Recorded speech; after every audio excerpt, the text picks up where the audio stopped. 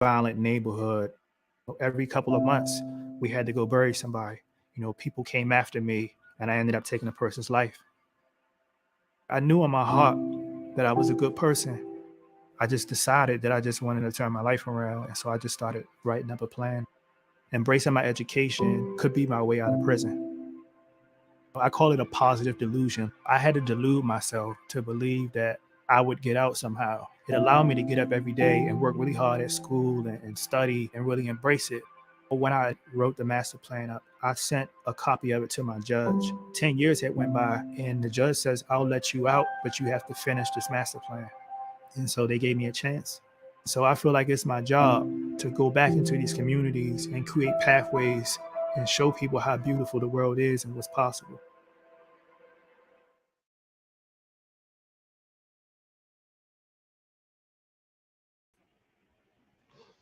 Good evening, everyone. Welcome to 60 Minutes in Black America. My name is Mike Haney.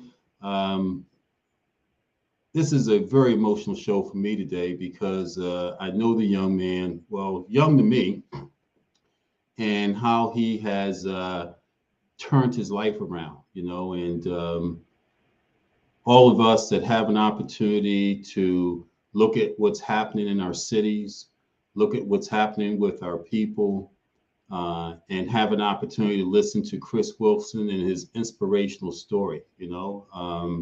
It is phenomenal. And I had a chance to work with this man years ago, and didn't realize just what he had gone through in his life to get to a point where he is today. I know he's up in New York today because he's painting. He has people that are clamoring for his art. He does a multitude of a lot of things, but moreover, what he does is he inspires us.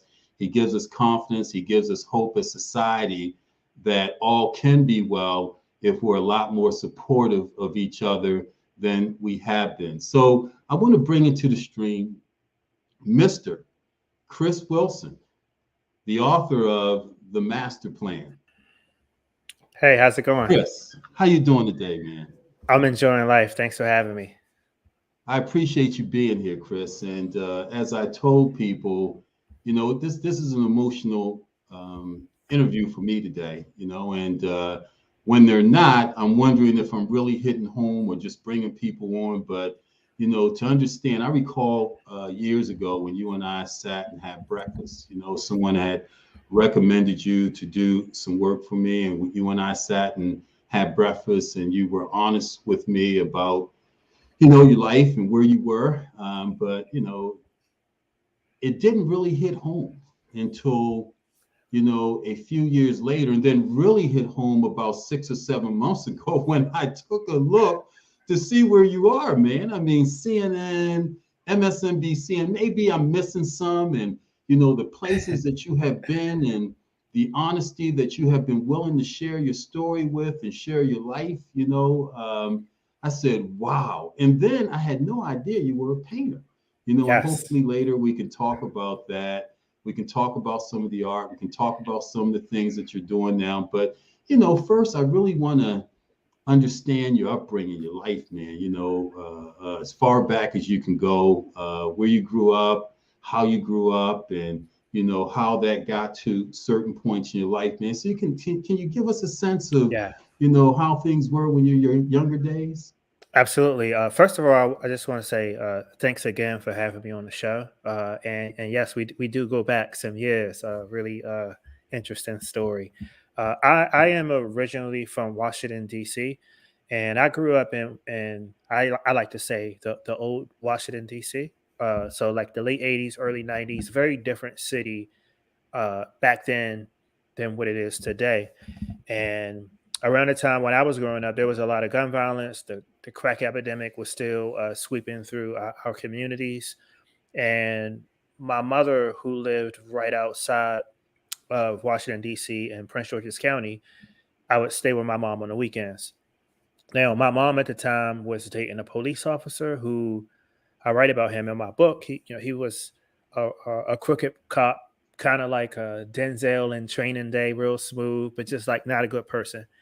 And he used to beat my mom up, and my mom stopped dealing with him. and he started stalking our family. And there was no law against stalking back then around this time. And one day he attacked us when we were home, and he tried to kill us. And when I came to, he had knocked me out. He sexually assaulted my mom in front of me, and so I had to Mm. watch that. He lost his job, uh, for what he did, but he pled down and got out of prison and just started coming after my family. So, I lost my cousin in front of the house. My brother was shot in front of the house, and then one night men came after me, and I ended up taking a person's life, and I was found guilty and sentenced to life in prison. And I was 17 years Chris, old. hold on a second, man. So you're 17 years old. Yeah. Someone came after you. You said that you saw multiple people shot. For a Yes. second there, let's just go back for a second with that murder, because that's what you were convicted of, murder, right? Yes. Yes. What created that circumstance and environment that led you to have a gun at 17 years old, to be in that sort of environment? Were you Right. dealing, or was that a No. lifestyle for you? No. Absolutely not. Well, I definitely wasn't dealing any drugs or anything of that sort. It was my mother's relationship with this police officer, and she didn't want to be with him anymore. And they just kept coming after us. And I was very young, as I mentioned. My siblings included. We just decided we were going to carry guns for protection, since people were after us who had police relationships. I look back on it now. It wasn't the best decision I made, but that's what we decided to do back then. And I was losing friends. I was burying a friend every 2 months, and my brother had been shot, and my cousin was killed. I didn't know why these people were coming after us, and so I started to carry a gun. And one night, men came after me and they said they've been watching my house and they know where we lived at. They knew where my mom was. And one of the guys tried to jump on me, and I pulled my gun reluctantly after going to a gas station in front of a bunch of people because I figured they wouldn't do anything to me there. I I, I pulled my gun when one of the guys tried to jump on me, and I fired it, and I ended up taking a person's life. And that's how I ended up with a life sentence. Right, right. Well, Chris, let me ask you. Your mom's boyfriend seemed to be a catalyst for a lot of negative things. What about your dad, man? Did you know your dad? Yeah. Your real dad. Was your dad involved in your life at any point? So my mom and my dad divorced when I was 8 months, and I didn't develop a relationship with my biological father until I would say 6 months before I was arrested. So I was uh, just turned 17 when I started to develop a relationship with my biological dad.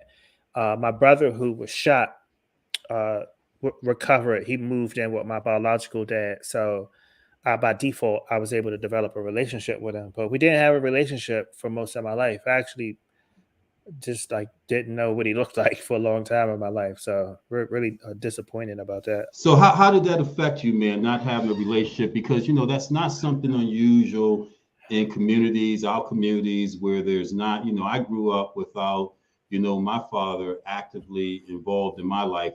Thank God for my mother, and for Yeah. her participation in many of the things I did. But how do you think, and particularly as you reflect, not having that father there, how did that affect you growing up, man?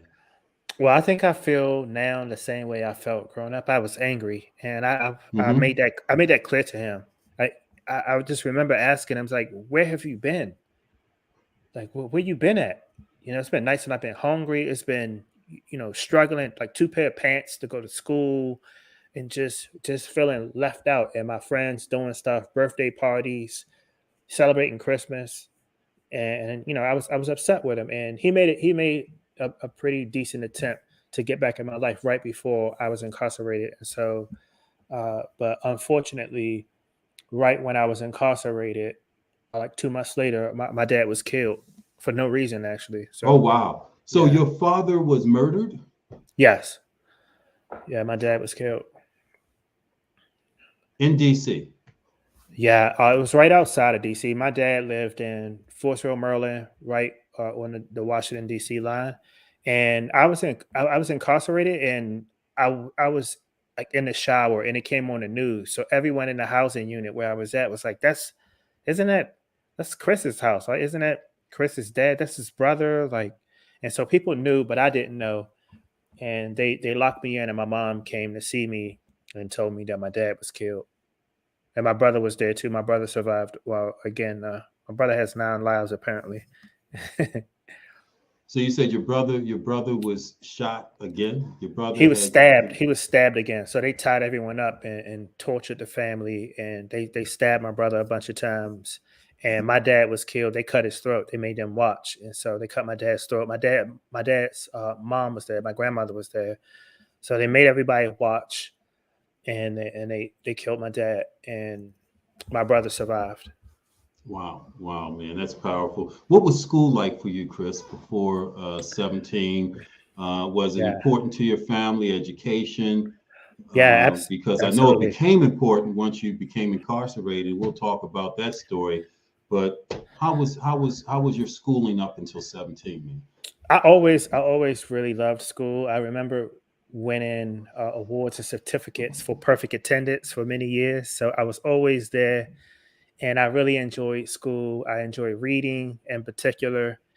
I don't. I would say though I wasn't a good student. I didn't test really well, but I enjoyed being in school. I enjoyed learning new things. But I didn't really flourish in school until I was in prison and in college.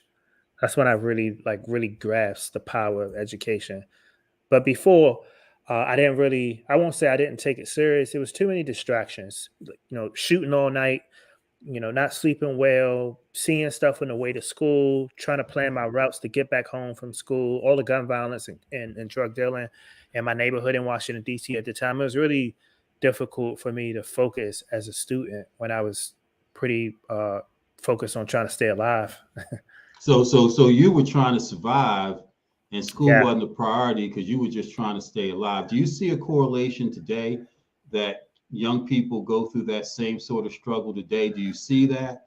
Absolutely. It's one of the things I speak about a lot when I talk about trauma informed care, especially for young people, or how many times our system fails young people before they find themselves facing a long prison sentence.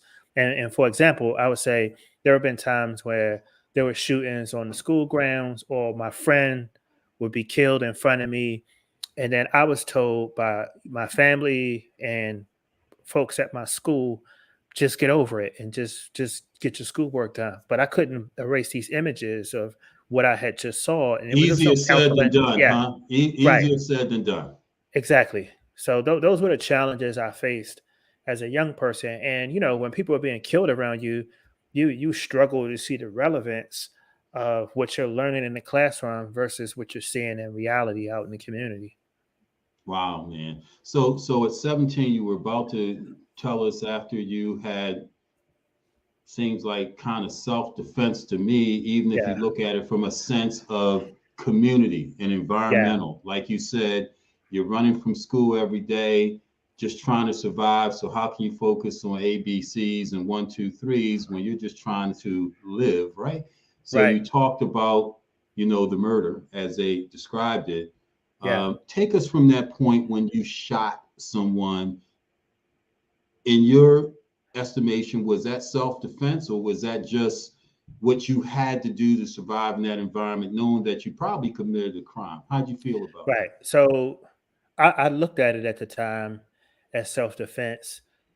Looking back on it now, like, yeah, I could have shot the guy in the leg or something. I was afraid for my life. So, I can't even remember like where I aimed at. I just kind of squinted and just pulled the trigger and ran in a different direction. And so I'm definitely remorseful for the life that I took, and I have to accept responsibility for it. There was mitigating circumstances, obviously, for this. I didn't go looking for these guys. These guys followed me. I went to a populated area hoping they wouldn't do anything to me, but it happened, and I think it's important for me to accept responsibility for what I did. And I don't think I deserve to be sentenced to natural life in prison, but but that's what happens. So You make a mistake. you were classified as a juvenile by age, but you were in the criminal justice system as an adult. Is that how that Yes, went with you? yes, So yes.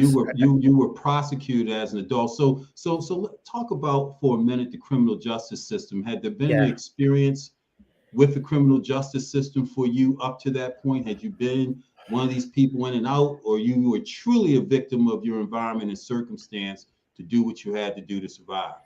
I did have run-ins with the criminal justice system as a juvenile, and again, this was during a time where my mom was being abused by her boyfriend. We didn't have food in the house, and so I looking back on it now, I definitely like regret my behavior. I was acting out. It's like I'm 13. Why isn't it any food in the house, and why is it that my mom won't get up out the bed to make food for her? She lays in the bed. She cries Yeah, all day. I didn't understand yeah. depression and what abuse does to people. And so I was acting out, and I was getting in trouble in school and getting in trouble uh, with the law too around that time. But nothing serious really. But I was getting in trouble. So the criminal justice system accused you of murder. Take us from there, and what happened. Sentencing, support from your family in terms of going to court. Were you immediately incarcerated? Let people, because many of us, we read about this, but see, I touch and feel you. I sat Right. across and had a meal from you. Yeah. It's important for me to identify you as a human being and not some kind of monster, and wait Right. until people get a sense to understand, and probably go out and buy your book to really hear the tenets of your story. But take us through the support that you had going through the criminal justice system. So it's really sad even to think about it now. When I was found guilty, I was sentenced to natural life in prison, instantly put in solitary confinement for a long time, at least about a month and some change. I write about my experience in solitary confinement in my book, and I kind of went crazy in solitary confinement. It's a really strange place to be in, especially as a young person. And once out of solitary confinement, I was shipped to maximum security prison in Jessup, Maryland. And I remember my first day in prison being strip searched, and it was like five of us, and they had us bend over, squat, and cough, and they said, "You hold that position and don't move." And so we're just bent over, spreading, and then the correctional officers laughed at us, and they says, "Don't move that position," and it was humiliating, and that was my first introduction into the prison system of just So it's so about Chris, punishment. Chris, you spent weeks in solitary confinement because you were a Yes. juvenile and they were protecting you, or because you did something wrong? What was the purpose of solitary confinement for a 17-year-old man? It's a good question. I don't really think they took into account my age, although that may have been a factor. But once you get a sentence, a slow death sentence, a natural life sentence, they consider you a danger to yourself and others, and so they isolate you. And there's usually solitary confinement. So in other words, what they said to you, Chris, you don't have no reason to live, Right. and you don't have no reason to see anybody else live. So Right. you could, kill yourself or kill somebody else, because for real, you probably don't give a damn. That's their Yep. mentality and attitude. Exactly. And that's exactly how they housed you, with knowing that you might have that attitude. Is that what you're saying, Chris? Yeah. Exactly. That's exactly right. So Chris, you were in court, went through a trial, right? You went through a trial. Yes. How long was your trial, man? I think it was about a month, about 4 weeks. So you had a 4-week trial, and you pled innocent by self-defense. Is that what you did? Or did you Uh, plead guilty? How did that all play out, man? so I did plead innocent, but I actually regret this too. So I pled innocent, but I didn't tell the true story of what happened. Okay, I I didn't hear really you. understand. I didn't really understand I the hear you. law and mitigating circumstances. I just, for some reason, I was listening to older people like in my housing unit, and I decided to say like I'm not guilty. I wasn't there. It wasn't me. and it was me, and I So had a I got you. chance. So you Yeah, just said it. You weren't even there. You didn't do it. That's what you right, said, right? right. Yeah, that's what I said. And so, yeah, I got found guilty. And fast forward years later, I had a chance to stand in the court and speak about what actually happened. And I didn't have to do that, but I just felt it was important, just as a grown man, to accept responsibility, talk about what was different. And so, yeah, I had a chance to do it at some point in the future, but I didn't start out So, that so, way. so, I what does was that mean, Chris? Did you do it as a role model, or did you do it to get to a point of your release? Why did you stand in at that point? What was the purpose at that point of doing so? right. So I had to credit I have to credit therapy. So the prison that I Hmm. was in, the protection institution, to be there, you had to go to therapy, you had to work a job, and it took me a long time to open up in therapy, to unpack issues and things that I went through as a young man, growing up in my community, my emotions, and the trauma that I experienced. And once I started opening up, I felt empowered, and it put me on a track to rehabilitate myself by opening up in therapy and understanding myself. And it's like, dude, this is what I would say to myself. Like, I was there. These people came after me, and I pulled that trigger. Just that simple. I wish I didn't do it, but I did it. And so it started with me coming clean in therapy and unpacking everything that led up to my crime, Wow, talking about the crime, and then how I could be different going forward. And so wow. when I had an opportunity to get into court, back in court, which was many, many years later, I felt obligated to tell the truth.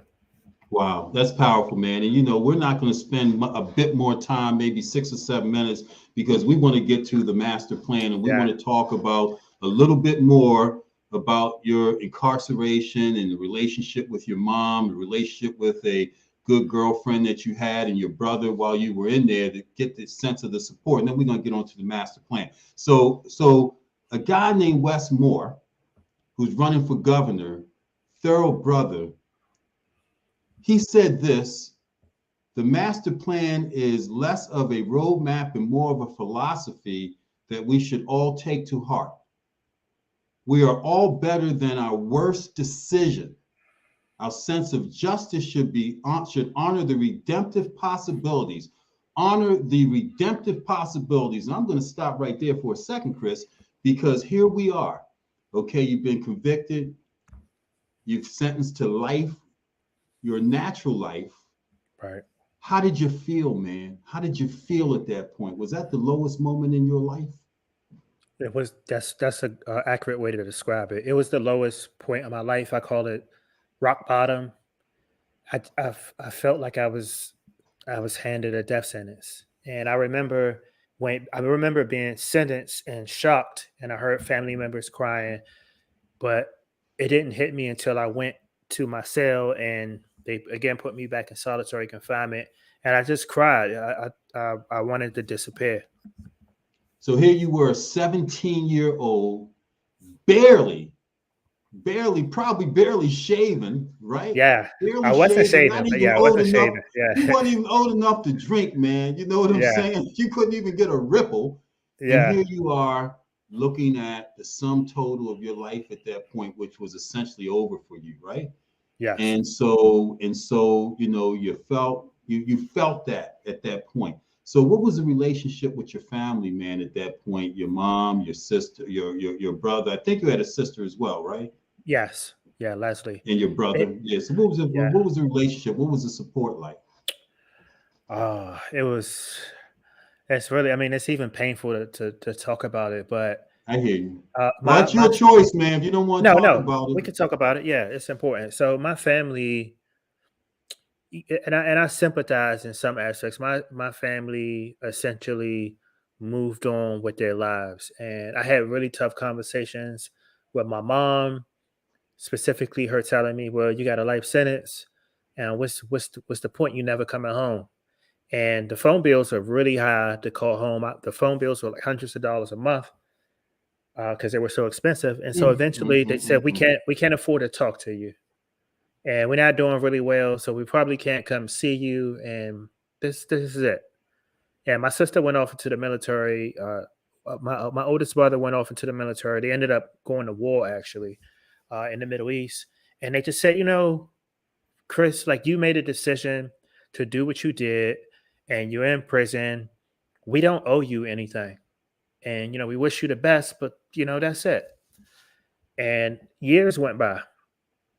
Years. I mean, 6 years specifically, just drifting out Wow. into the prison universe just on my own. Wow. Wow. Man, that's powerful, man. You're watching 60 Minutes of Black America. My name is Mike Haney. We have Chris Wilson with a phenomenal story. And Chris, I appreciate you giving us the background, man, because we all need to begin to identify with each other as human beings. And as Wes said, the redemptive value of how we see each other. Right. And we're gonna go through a bit more in terms of how Chris got to his master plan and hear about the phenomenal, awesome things that he's doing. But moreover, Chris, at some point, and I'm a spiritual guy, man. At some point, God intervened, right? Yes. God Yes. intervened at some point in your life, from my perspective, and gave your life meaning, man. So during the course of your prison time, man, when did you decide that what I'm going to live? Right. I would say 2 years into my incarceration, I spent my first year and a half just depressed, smoking weed in the prison, staring out the window. And I met someone who also had life. He was about a year older than me. His name's Steven. I write about him. And he was on this quest, this mission to teach himself computer programming. He didn't have a computer. He would write out code on blank sheets of paper. And I remember asking him, so what are you doing? And he says, man, I'm teaching myself computer programming. I'm gonna start a software company when I get out of prison. I'm gonna make millions of dollars. I'm gonna buy my dream car. I said, dude, you don't even have a computer. Like, how you gonna pull this off? And I remember him telling me, I remember like this was yesterday. He said, you know, we've lost everything. We lost our freedom, but no one can take away knowledge that you put in your mind. And he says, this is how I'll turn my life around. This is how I'll earn my freedom. And that stuck with me. And I said, well, I know I'm smart.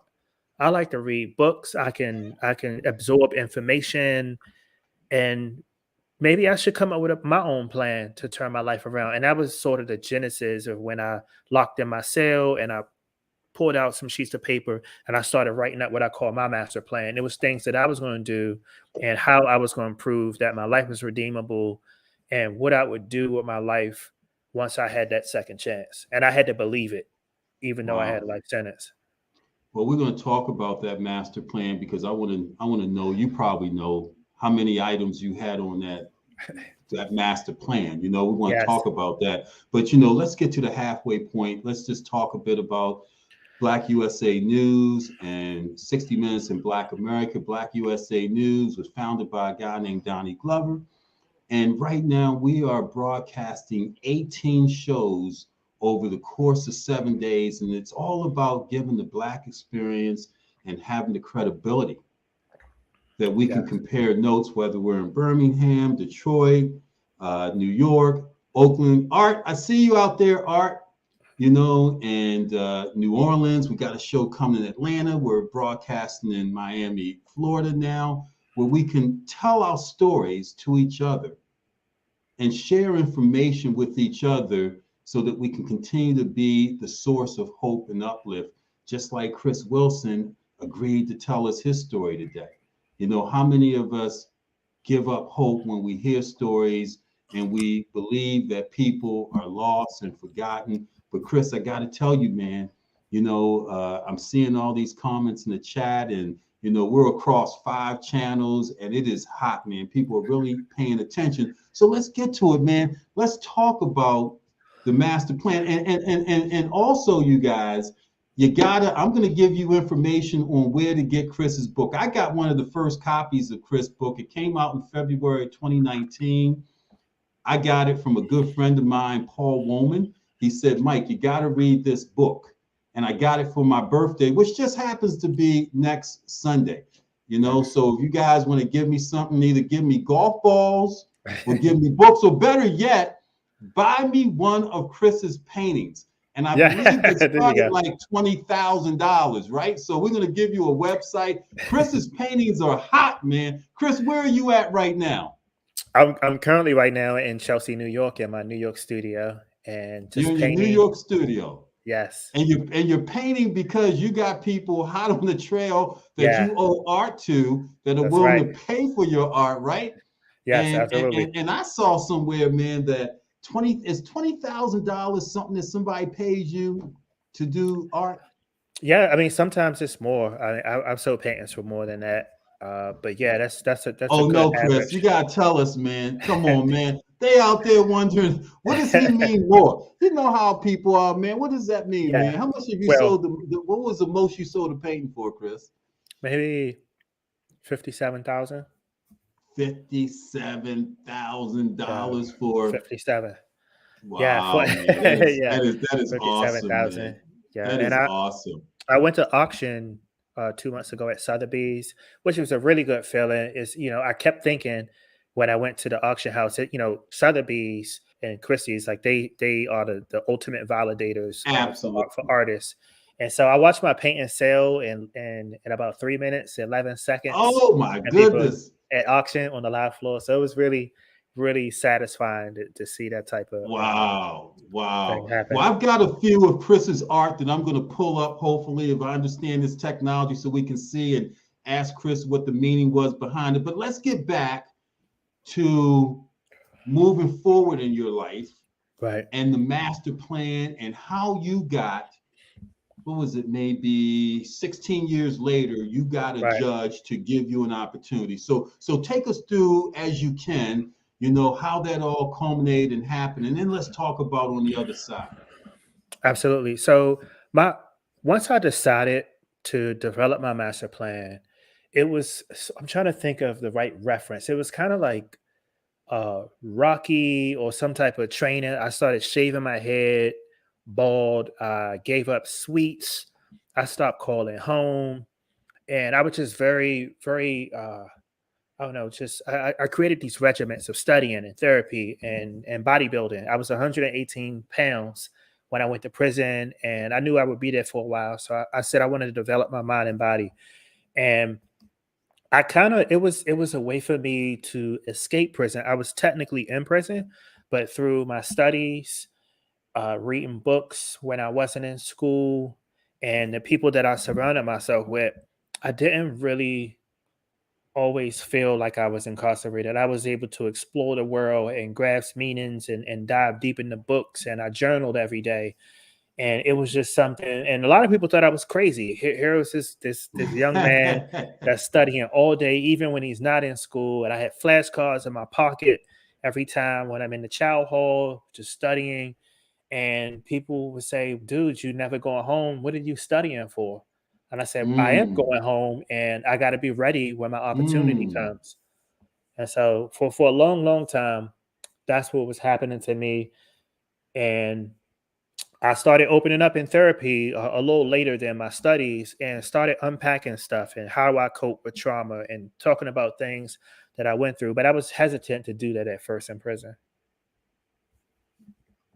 And so now all of a sudden, like you had on one page 40 items, Yes. 40-item list, right? Was Yeah. that what did you call that list? I'm trying to find it quickly because it was, I oh, think it's here it like, is. I got it. I got it. It's on page 101. And this was the master plan in terms of some of the things that you said you wanted to skydive. I yeah. believe that you got a Corvette because I think I saw you in a Corvette. Were you in a Corvette, a black Corvette, when I Yes. saw you, or did you had some black sleek car that was wonderful, Yes. man? The You Corvette. wanted Yes. some Prada gloves, some materialistic things, but some gold things that you Yeah. talked about that you wanted to accomplish. And so you made that list while you Right. were in prison, right? And what Right. was the purpose that was this an inspiration or give you hope that this is something that you could hang on to make happen? Why'd you do that Yeah. list, man? Yeah. Absolutely. And when publishing the book, I tried to take out some of those childish materialistic things. But when I wrote up the list finally, the first iteration, I was 19. So, 19 in prison. I had been in prison Hmm. 2 years. I put some stuff on there that I was like, what do I need Prada like shades or gloves for? Right. It's a little silly, but that's what I was thinking about back then. And so I put those things on there. I put places that I wanted to visit, food that I wanted to eat, educational accomplishments. But really, like the reason that I did it and the reason why I think it's important is because it allowed me to set short, midterm, and long term goals for myself. And that feeling of being able to check it off and saying that it's done gave Absolutely. me confidence over the years of when I got my high school diploma, checked it off. And I started building up confidence and a sense of agency for myself that I was in control of my own life. And it was powerful for me to develop this list. And I think I've 98% of the list I've completed. I've added a few things, but I've been checking it off for years now, and it's been very rewarding. Wow, that's fantastic. And I think that you shared your master plan with three people. You shared it with a judge, right? You Yes. shared it with your grandmother, I Yeah. know. And maybe I think you may have kept a copy. I forget now, but Yeah. you definitely shared it with grandma, right? Yeah. And So grandma was instrumental in your life, right? Talk about grandma yeah. for a minute and her So endurance in getting you through, man. yeah. So here's the thing. So my grandmother essentially raised me Monday through Friday, and I don't care what neighborhood you live in or wherever you live in the world. Everyone always respects grandmothers and listens to grandmothers. And the reason why I shared my list with my grandmother is because I wanted to give her the power to hold me accountable. If I wrote this list that I was going to get a high school diploma, a college degree, and teach myself Spanish and other things that I had on there, my grandmother was going to call me on it if I wasn't doing it. And every time, if I talk to my grandmother, she says, "Well, where you at in Spanish?" Or "Would send me a copy of this college degree. Did you graduate yet?" And even eventually, when I got the Corvette, and my grandmother was old, she says, "Boy, I want to see this Corvette. You better have it. Is it outside?" And I said, "Yeah, you don't have to get up, Grandma. I need to see it. You need to do everything that you told me you was going to do." And Wow. that's important when having a plan. You need to allow people to hold you accountable so that it's like a workout partner. You need to have someone to make sure that you're doing what you said you're going to do. Wow. Well, I read about the guy who helped you get your GED and how he held you accountable. And, Yeah, that seemed to be an instrumental person. Then from there, you just went. So you got your GED. What other education did you get, Chris, that was yeah, beneficial as you went to the moment? And we're going to talk about that moment. The moment to me was when you asked the judge to, lessen your sentence or get you out. But what other yeah. education did you receive, man?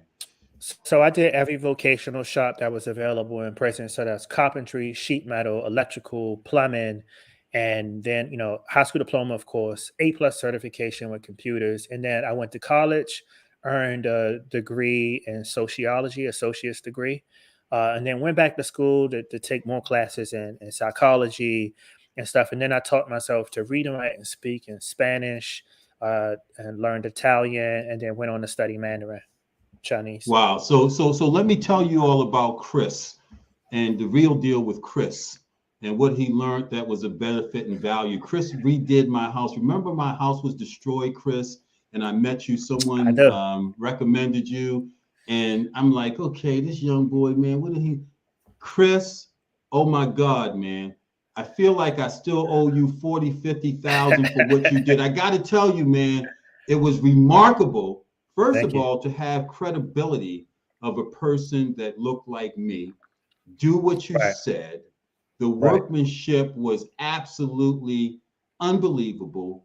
The humility that you displayed dealing with someone as crazy as me, you're like, to deal with, I mean, the humility that you had dealing with me, the professionalism you had, the temperament, the demeanor, I recall that all the time. And at Yeah, the end of the day, the value, can't even begin to what it was that you did in terms of crown molding at the end. It yeah. was unbelievable. Hey man, I haven't forgotten. I I remember, haven't either. but Yeah, I remember in context to what your value was. You know what I'm right, saying? And right. and and and, and, and I may have to repay you. I don't know if I can buy a $57,000 piece, Chris, but at some point I'm going to have a piece of Chris Wilson art in my house at some point, man, and I can't wait to show people. But Yeah. Chris, tell us about how you convinced on a natural life sentence at 17. How did you convince a judge Right. to let you out, man? What was the deal, man? What happened? Yeah. So I saw a comment that just popped up on the screen where someone was saying like that's faith. And I would say that they're right. So 10 and a half years in prison. I had seen a lot at this point, friends committing suicide, people overdosing, riots, fights, all Mm-hmm. kinds of stuff, lockdowns. And Mm-hmm. 10 and a half years in, and I had became a mentor to dozens and dozens and dozens of young men at this point. But I was stuck in prison. And I remember I was walking with this young man from El Salvador, and he says, "You know, man, you helped all these people in here, and we see people get out and come back, and I don't understand why you can't get a second chance." And he says, "Chris, I don't want to get too religious with you, but I never heard you talk about God." He says, Whoa. maybe that's what's missing from your life." And then he walked away. And so I went back to my cell, and I believed in God. I just didn't understand God. And so I pulled out my master plan around this time, and I just started what I thought I was talking to God. And I said, "I really need a sign, God. I've been working really hard. I got this plan that I want to implement out in the community. There's so many temptations in prison. God, just can you give me some type of sign?" And I remember holding up plastic sporks, and my cell said, "If you just make this spork bend in front of me, I'll know you up there. I'll take it as a Whoa. sign, and I'll keep studying." And the spork didn't bend. And I was like, "Well, just say my name or something. I read stories about you making bushes talk and you parting seas. Tell me something." And so I didn't hear anything. And so I did this for 2 weeks. And then my lawyer came to see me and he says, "Dude, I don't know what happened, but you got a court date." I said, "What?" And I had been denied 5 times for reconsideration of my sentence at this point. And so I How old finally were had you, this court Chris, at date. this point? How old were you at 28. this point? You were I was 28. 28. Okay. Yes. And I finally had my chance to stand before the judge. And I had made my mind up at this point was I should have been honest from the beginning of what actually happened. It was mitigating circumstances. I should have said that. So I'm gonna do that. I'm gonna express remorse, and then I'm gonna speak to the judge, to the courts, to let them know how I'm different, how I am a man today, an educated man, Mm-hmm. college educated man, and what I would do once given a chance to be out in society. And I elaborated on what I would do specifically about starting companies that provided job opportunities, being that mentor. I remember this like it was yesterday. When I was young, the older guys in the neighborhood and some family members would see us and say, "You little young guys, you need to get a job, or you can start your own business. You can do anything you want with your life." And then they walk away. And we would be sitting there like, "Well, what's the first thing I do? I don't know how to write a resume. How do I start a business?" And so once I was in prison, and I turned my life around. I said, I want to be that person that's going to go back in these tough neighborhoods, and I'm going to sit down on the stoop with these young men and women, and I'm going to show them how to do it. And that's what I Mm-hmm. essentially told the judge when I was back in court. I said, I've been working for over a decade. This is 10 years of consistency. I have educated myself, and I plan to continue my education. And if you consider giving me a second chance, this is what I'll do once I get out. Even if it means me risking my life, I'll do it. And she just stared at me for a while, for a couple of minutes. And then she was quiet and she just said, You committed a terrible crime, but I feel like you've been rehabilitated, and I'm gonna give you a second chance to live your life. But here's the deal. You can't be regular. You can't just get a house and start a family and get a job. You sent me this list of all these things you wanted to do. You want to write a book. You want to travel the world. You got to do everything on your master plan. And you better not disappoint me because I'm going to be watching you. Wow, man. So this was at 28 and you finally got released at 33, 34. What 32, did I you believe. at Yeah. 32 you got released? And Yes. so Chris, are you still in touch with the system at all? Do you still touch bases with that judge? I'm looking for the list again, man, because that's powerful that she said. Now I can attest to the fact that you came out looking to work with people and give people jobs, people that were returning citizens. You hired returning citizens. I know that Yes. you did that, Yes. and that was a mission of yours, to do Yes. that. So I can attest to that. I can attest to the Corvette as well. Yeah. And I'm going Yes. down the list to see what else I could. But how did it work afterwards in terms of you living your life and letting the system know that, hey, here's a success story, a model of success that Right. was rehabilitated. Right. So I actually 3 weeks ago I went back into the prison that I grew up in to give a talk with a And you took fellow. a bunch of books too. How many books Yes. did you take there, man? I saw that. Uh, How I'm not many sure how books many you I took take? about a case. Probably about 50 or 50 books or something I took Uh-huh. in. And there's a new book that came out last month. PayPal book is titled "The Founders," and so the last chapter of the epilogue of that book is about me and my story in prison and my relationship with PayPal, which is crazy. But essentially, once I did all my time in prison and I came home, I had this plan. I decided to move to Baltimore to go to school. And so I wanted to earn a business degree and I wanted to do work in the community. So I became a workforce development director, gang mediator, community organizer, and I went to school in the evening times. And so it was tough for me. And I would say the most challenging thing for me coming home was having emotional support. So I was 32 when I came home and I would see people my age who had jobs and going on vacations and had wives. And I had a $10 phone from Radio Shack and I was riding a bicycle back and forth. And so it did something to my Wow. self-esteem. So that was my Mm, biggest mm, mm, mm. challenge, but I eventually overcame it. Oh, there's no doubt you overcame it. I think you paid for lunch when we ate at the Yeah. Wyman Deli, and I didn't even know your story at that point because you shared it with me. But there's no Yeah. doubt, man, the tenacity. Yeah. And so, Chris, you went back into prison for what? What did you go back there with your books for? Was there a message that you Yes. carried, a hope, and how do you deliver that in prison, man? Yeah. So, I mean, so some things about it was very tough for me to see faces of the old heads who looked out for me when I first came to prison. They were still in there, 40 years, 38 years, still in the facility. But the message is very simple. We started the conversation in the library, which was a place where I turned my life around and spent majority of my time at in this prison library. And one of the things that I championed during our conversation when I went back was the power of education.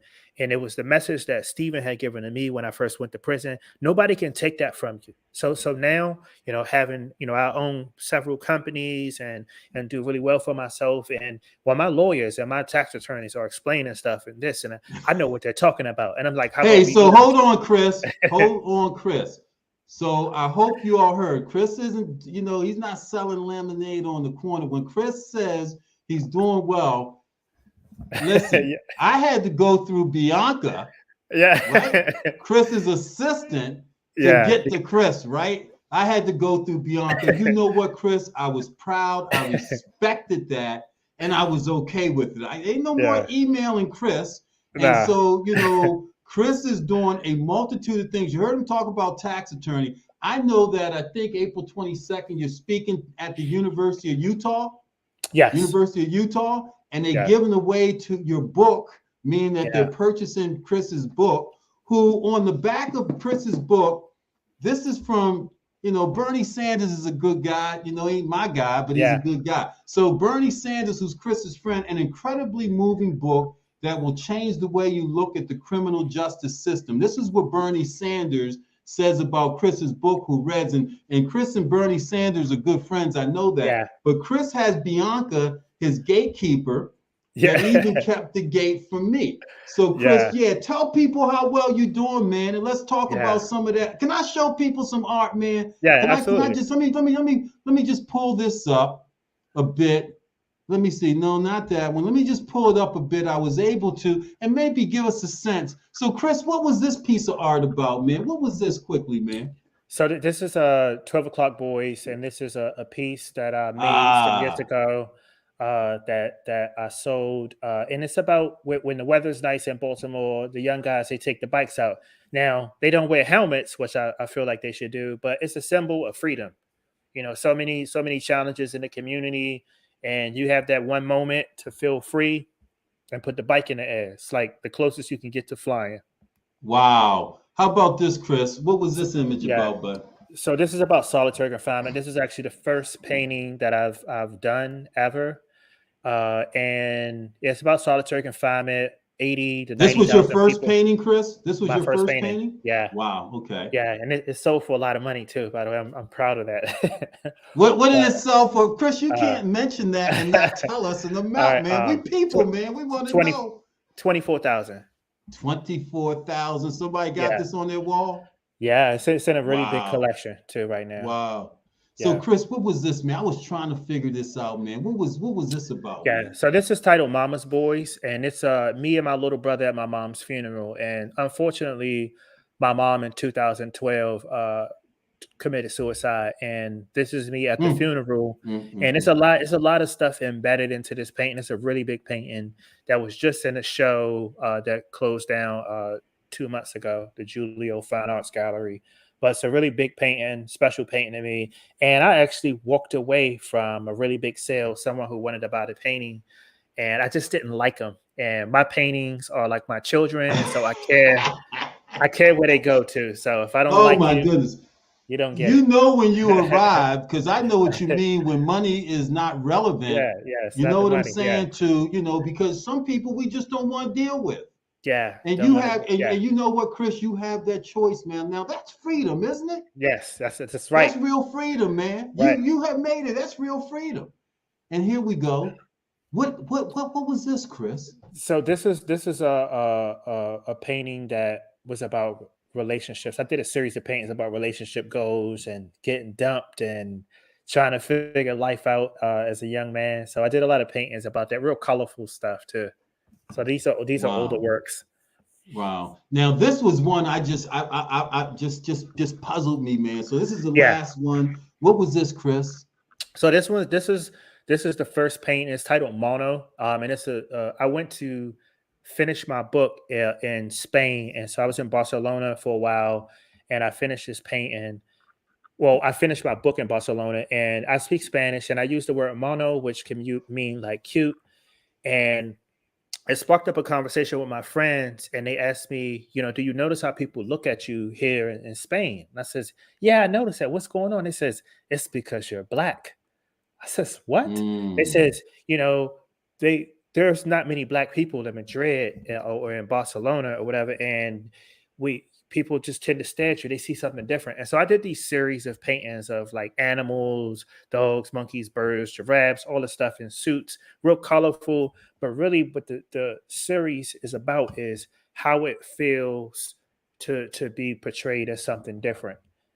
And so Wow, I man. did these paintings, and now they're all over the world, in Italy and Paris, and I know, all over Chris. the states. Yeah, People, they're all over the world. And guys, it's up here now. Chris Wilson, the master plan. Okay, chriswilson.biz/. Copy it down, chriswilson.biz. Okay, to get Chris's book, get in contact with Chris.